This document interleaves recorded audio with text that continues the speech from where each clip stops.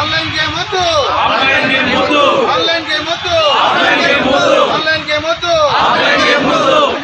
Drugs వెంటనే online game వద్దు. మరి ఆన్లైన్ బెట్టింగ్ ఈ రెండు యాప్లను కూడా నిషేధిస్తూ నిన్న పార్లమెంట్ లో బిల్లు ప్రవేశపెట్టి ఆ బిల్లు ప్రవేశపెట్టినను పాస్ చేయడం జరిగింది. మరి ఈ చట్టాన్ని తెచ్చినందుకు ముఖ్యంగా ప్రతి పార్లమెంట్ సభ్యునికి పేరు పేరున మా బీఆర్ఆర్ ఫౌండేషన్ నుంచి పాదాభివందనాలు, కృతజ్ఞతలు.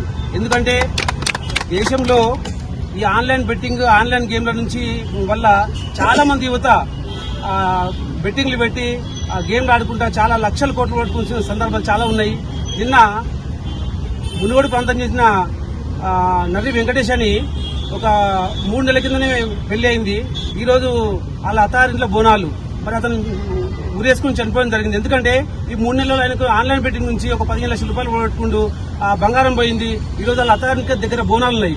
బోనాలు కోదామని పొద్దున్నే భార్యాభర్తలు ఇద్దరు కలిసి గొడవపడి అతను ఊరేసుకోవడం జరిగింది. అంటే ఒక ఉదాహరణ చెప్తున్నా. ఇట్లా దేశంలో, రాష్ట్రంలో అనేక ప్రాంతాలలో చాలా మంది ఈ ఆన్లైన్ బెట్టింగ్ ఆడి ఆన్లైన్ బెట్టింగ్ యాప్ల వల్ల యాప్ నిర్వహిస్తున్న నిర్వాహకులు లాభపడుతున్నారు తప్ప ఈ యువత మొత్తం సర్వనాశనం అవుతుంది. కాబట్టి మరి దీన్ని నిజంగా కేంద్ర ప్రభుత్వం కొంచెం ఆలస్యమైనా కూడా తప్పకుండా ఒక చట్టం తీసుకొచ్చింది. కాబట్టి ప్రతి ఒక్కరు భారతీయుడు కూడా దీన్ని హర్షించాలి. మరి ఇట్లాంటి సమాజంలో చెడు ఎక్కడ జరిగినా కూడా మరి పార్లమెంట్ సభ్యులు కావచ్చు, అసెంబ్లీ మెంబర్లు కావచ్చు, అందరూ కూడా రాష్ట్ర అసెంబ్లీలో కావచ్చు, కేంద్ర పార్లమెంట్ లో కూడా ఇట్లాంటి చట్టాలు తీసుకొచ్చి చట్టాలు తేవడమే కాదు, ఆ చట్టాలను పూర్తిగా అమలు చేసే బాధ్యత కూడా తగు దర్యాప్తు సంస్థలు కానీ, ప్రభుత్వ అధికారులు కానీ అందరూ దీన్ని అమలైతే చూడాలి.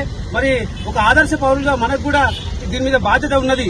చట్టాలు తీసుకొచ్చినప్పుడు ఆ చట్టాలను ఏం రూపొందించారు, ఎట్లా సమాచారం వెళ్ళి ప్రభుత్వానికి, మనం ఎట్లా జాగ్రత్తగా ఉంటుందని చెప్పి యువతకు మనం కూడా తగు నిర్దేశం ఇస్తూ ఎక్కడైనా సమాచారం ఇవ్వాలని చెప్పి అందరికీ నేను ఈ సందర్భంగా విజ్ఞప్తి చేస్తా ఉన్నాను.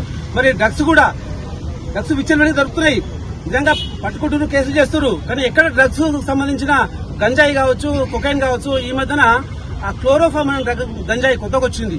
అదేంటంటే ఇప్పుడు గంజాయి పొలాల్లో ఉంటుంది. అది కాకుండా ఇది ఒక ల్యాబ్లలో, రూమ్లలో పెంచుతున్నారు. ఒక తగు ఉష్ణతలు మెయింటైన్ చేస్తూ పెంచుతున్నారు. దీనికి మత్తు ఎక్కువ, అంటే 30% మత్తు ఎక్కువ వస్తుంది. దీని రేటు కూడా ఎక్కువ. కొకైన్ లాగా ఉంటుంది ఇంచుమించుగా ఇది. కాబట్టి మరి దీన్ని కూడా పూర్తిగా నియంత్రించాలి. ఎక్కడైనా పట్టుబడితే సరఫరా చేసినోడు, వాడినోడు, ఉత్పత్తి చేసినోడు, ఈ ముగ్గురు మీద కేసులు పెట్టాలి.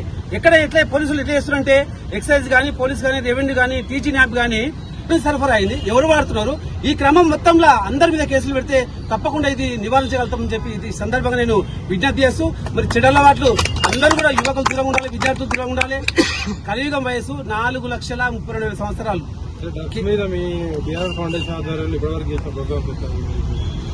చేసినాము. గత 20 రోజుల కింద ఒక కార్యక్రమం తీసుకున్నాము. అంటే ఈ డ్రగ్స్ అంతం కావాలి, ఈ ఆన్లైన్ గేమ్స్, ఆన్లైన్ బెట్టింగ్ల మీద మరియు సైబర్ క్రైమ్ మీద అవగాహన కోసం అని చెప్పి అన్ని ఇబ్రాహీంపట్నం గవర్నమెంట్ హై స్కూల్లో ఒక వ్యాసరచన పోటీలు నిర్వహించడం జరిగింది. దీని సందర్భంగా అందరి విద్యార్థులకు పూర్తి అవగాహన వచ్చింది. అదే సందర్భంగా ఆన్లైన్ గేమ్లు కాదు, ఆన్ గ్రౌండ్ గేమ్ కాదు ఒక నినాదంతో, ఒక పిలుపుతోని గవర్నమెంట్ హై స్కూల్ విద్యార్థులు అందరూ కూడా మంచి టోర్నమెంట్ నిర్వహించడం, దానికి కూడా మంచి రెస్పాన్స్ వచ్చింది.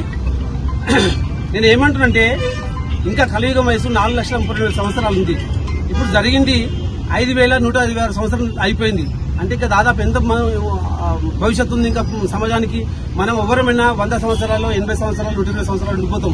కానీ ఈ 4,32,000 సంవత్సరాల కలియుగం వర్ధిల్లాలంటే, సమాజం మంచి ఉండాలంటే ఇట్లాంటి చట్టాలు రావాలి. ఆ చట్టాలను అమలు చేసే బాధ్యత కూడా పూర్తిగా ప్రభుత్వం తీసుకొని ఖచ్చితంగా మంచిగా అమలు చేస్తారని చెప్పి సందర్భంగా విజ్ఞప్తి చేసుకుంటాం. Thank you.